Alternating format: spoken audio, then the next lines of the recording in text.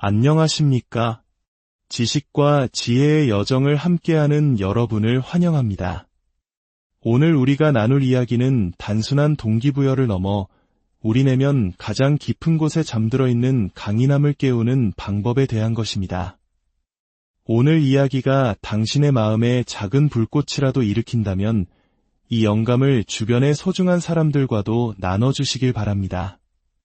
당신의 공유 하나가 누군가의 잠재력을 깨우는 소중한 열쇠가 될 수 있습니다. 여러분의 구독과 좋아요는 저희가 더 깊이 있는 이야기를 만들어가는데 가장 큰 힘이 됩니다. 자, 그럼 시작하겠습니다. 여러분, 믿음이란 무엇이라고 생각하십니까? 많은 사람들이 믿음을 마치 학교가 끝난 후 보는 따뜻한 드라마처럼 생각합니다. 어머니가 얘야, 너 자신을 믿으렴 이라고 말해주면 모든 것이 해결될 것 같은 그런 막연하고 감상적인 믿음 말입니다. 물론 그런 격려도 중요합니다. 하지만 진정한 의미의 믿음, 역경 속에서 우리를 지탱해주는 강철 같은 믿음은 그렇게 쉽게 얻어지는 것이 아닙니다. 진정한 믿음은 만들어지는 것입니다. 마치 대장장이가 불과 망치로 새를 단련시키듯 수많은 시련과 고난을 통해 스스로 구축해 나가야 하는 것입니다. 저의 이야기를 예로 들어보겠습니다. 저는 결코 좋은 환경에서 시작하지 않았습니다. 절망적인 상황 속에서 제가 믿음을 쌓아 올린 방법은 스스로에게 감당하기 벅찬 과제들을 끊임없이 던져주는 것이었습니다. 스스로를 한계까지 밀어붙이는 그 벅찬 과제들이야말로 내가 할 수 있다는 가장 확실하고 긍정적인 증거가 되어주었습니다. 과거에 나약했던 소녀는 바로 이 과정을 통해 단단한 믿음을 구축했습니다. 나는 지옥과도 같았던 훈련 주간을 3번이나 통과했다. 나는 특수부대 레인저 스쿨을 수료했고 최정예 요원 선발 과정에도 도전했다. 이것이 바로 누구도 부정할 수 없는 명백한 증거입니다. 그렇기에 당신이 스스로 나는 할 수 없어라고 생각하는 순간이 찾아올 때 기억해야 합니다. 자신감은 당신이 과거에 무엇을 쌓아 올렸는가로부터 나온다는 사실을 말입니다. 믿음과 자신감은 반드시 스스로 건설해야 합니다. 좋아, 가서 저걸 해치워버리겠어. 같은 근거 없는 외침이 아닙니다. 자신의 과거 성취 목록을 돌아보며 나는 과거에 저것보다 더한 것도 해냈어. 그러니 이것도 당연히 해낼 수 있다고 확신하는 것입니다. 모든 것은 당신이 스스로에게 무엇을 투자했는지에 달려 있습니다. 제가 할 수 있었던 또 한 가지는 꿈을 꾸는 것이었습니다. 저를 가두던 그 작고 답답한 현실의 내벽 너머를 꿈꿀 수 있었습니다. 하지만 여기서 중요한 점이 있습니다. 꿈을 꾸되 꿈의 노예가 되어서는 안 됩니다. 꿈을 현실로 만들기 위해 치열하게 행동할 때 비로소 당신은 당신이 되어야만 하는 운명의 존재로 거듭나게 됩니다. 많은 사람들이 묻습니다. 왜 나는 더 많은 것을 성취하지 못할까? 어느 순간부터 내 안의 열정이 모두 사라져버렸지? 그 이유는 명확합니다. 당신의 정신이 여전히 무르기 때문입니다. 고통의 세계에 잠시 발을 담갔다가 쉽게 떠나버리는 사람을 존경하기는 어렵습니다. 이것은 일시적인 체험이 아니라 삶의 방식 그 자체가 되어야 합니다. 만약 당신이 고통의 루틴을 만들지 않는다면 당신의 열정은 금세 식어버릴 것입니다. 여기서 말하는 고통이란 매일 자신을 죽음으로 내몰라는 뜻이 아닙니다. 불편함을 일상으로 만드는 것입니다. 그 불편함이야말로 당신을 매일 배고픈 상태, 즉 갈망하는 상태로 유지시켜줍니다. 과거의 성공에 너무 오래 안주하며 좋아, 딱 30일만 나에게 도전해볼까? 혹은 이번 마라톤 한 번만 뛰어보자 라고 다짐하는 것은 결국 끝이 정해진 도전일 뿐입니다. 그 도전이 끝나면 당신의 열정도 함께 떠나버립니다. 왜냐하면 당신은 그 다음 장애물을 설정하지 않았기 때문입니다. 장애물은 우리를 성장시키는 필수 요소입니다. 성장을 원한다면 끊임없이 마찰을 만들어내야 합니다. 마찰이 있는 곳에 성장이 있습니다. 마찰이 없다면 성장도 없습니다. 헬스장에서 몸을 키우는 사람들을 보십시오. 그들은 근육질의 몸을 만들고 더 빨리 달릴 수 있게 됩니다. 하지만 그들이 단련하는 것은 오직 육체뿐입니다. 그 과정에서 정신을 단련하지 않는다면 그들은 그저 더 크고 강한 포기자를 만들고 있을 뿐입니다. 역경이 닥치는 순간 그들의 나약한 정신은 속삭입니다. 맙소사, 나는 이렇게 몸이 좋은데 왜 이런 일이 생기는 거지? 뭐가 문제야? 문제는 당신의 정신이 여전히 무르다는 것입니다. 평범하고 안락한 사고방식에 머물러서는 안 됩니다. 당신은 인생 최악의 날에 최고의 능력을 발휘해야 합니다. 저는 제 인생 최악의 고통 속에서 가장 깊은 평화와 아름다움을 발견했던 순간을 잊을 수 없습니다. 19시간 동안 쉬지 않고 162km를 달렸을 때의 일입니다. 레이스가 끝난 후 제 몸은 완전히 망가져 있었습니다.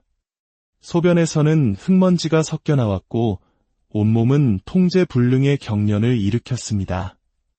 제 생애 가장 처참하게 부서진 순간이었습니다. 욕조에 누워 사워기 물줄기를 맞고 있을 때 기이한 감정이 저를 감쌌습니다. 미쳤다고 해도 좋습니다.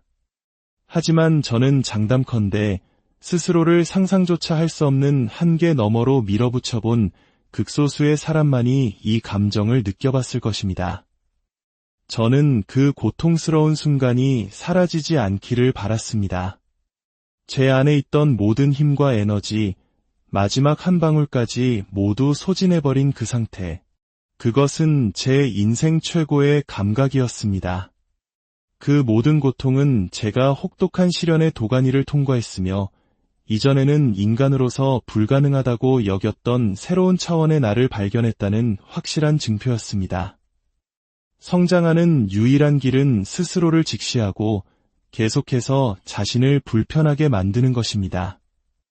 그 길에는 달콤한 열정이나 동기부여 같은 것은 없습니다.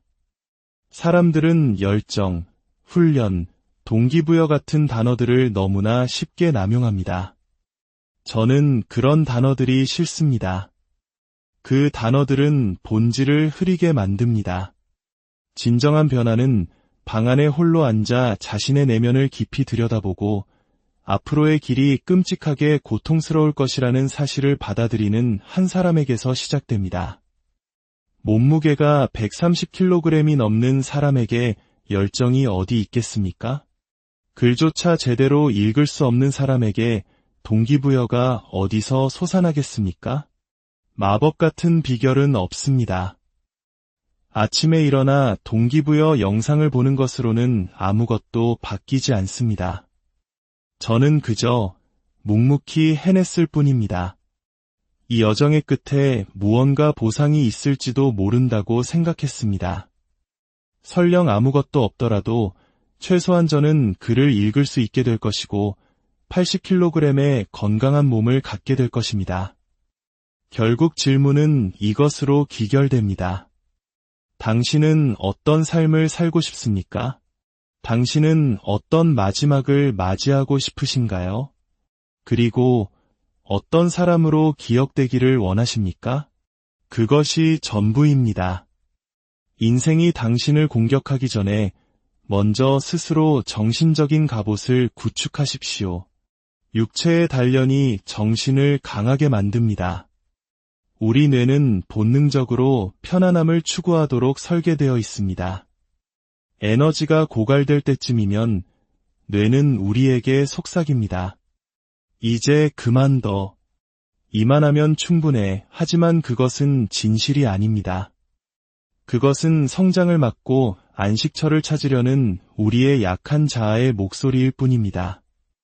현상 유지를 바라는 목소리지 위대함을 향한 외침이 아닙니다. 우리 안에는 스스로 설정한 한계를 부수는 소프트웨어 업데이트가 필요합니다. 하지만 이 업데이트는 순식간에 다운로드되지 않습니다. 20년의 경험을 얻기 위해서는 20년의 시간이 걸립니다.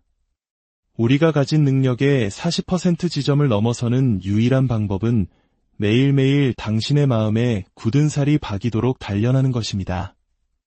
마치 당신의 직업이 고통을 추적하는 것인 것처럼 말입니다. 당신이 권투 선수라고 상상해 보십시오. 링에 처음 오른 날 턱의 정통으로 한 방을 맞으면 지옥 같은 고통을 느낄 것입니다. 하지만 10년차 베테랑 복서가 되면 펀치 한 방에 쓰러지지 않습니다. 12라운드 내내 두들겨 맞고도 다음날 다시 링에 오를 수 있습니다. 펀치의 위력이 약해진 것이 아닙니다. 오히려 상대는 더 강해졌을 겁니다. 변화는 당신의 뇌 안에서 일어난 것입니다. 당신의 마음에 굳은 살이 박인 것입니다.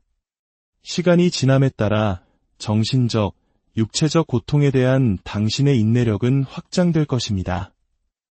당신의 뇌는 펀치 한 방보다 훨씬 더 많은 것을 견딜 수 있다는 사실을 학습했기 때문입니다. 당신을 무너뜨리려는 어떤 과제든 끈질기게 붙들고 늘어진다면 당신은 반드시 보상을 얻게 될 것입니다.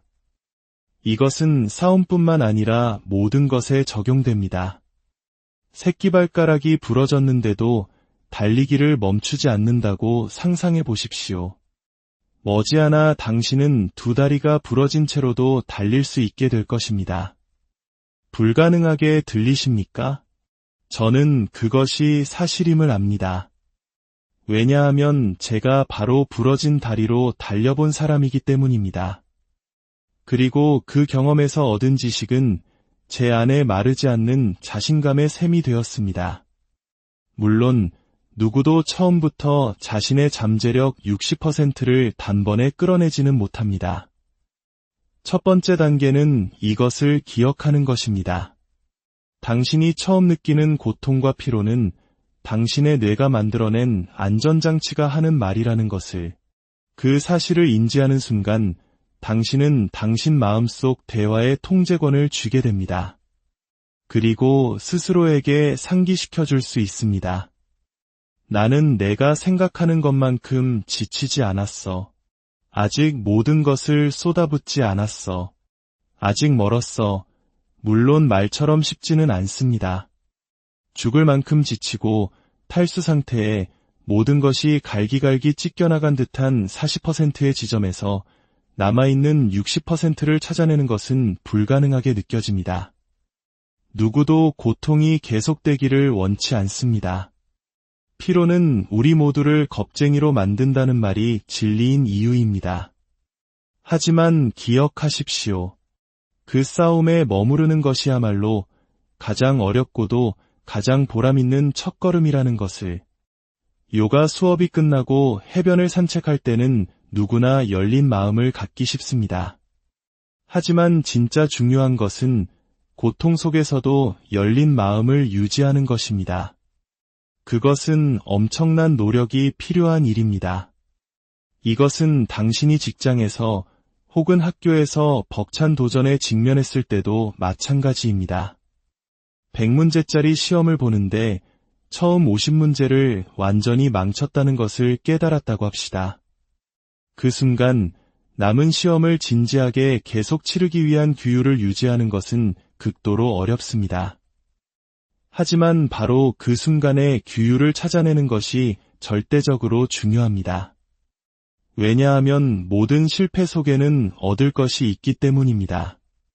설령 그것이 다음 시험을 위한 연습에 불과할지라도 말입니다. 왜냐하면 당신의 인생에서 다음 시험은 반드시 찾아오기 때문입니다. 그것 하나만큼은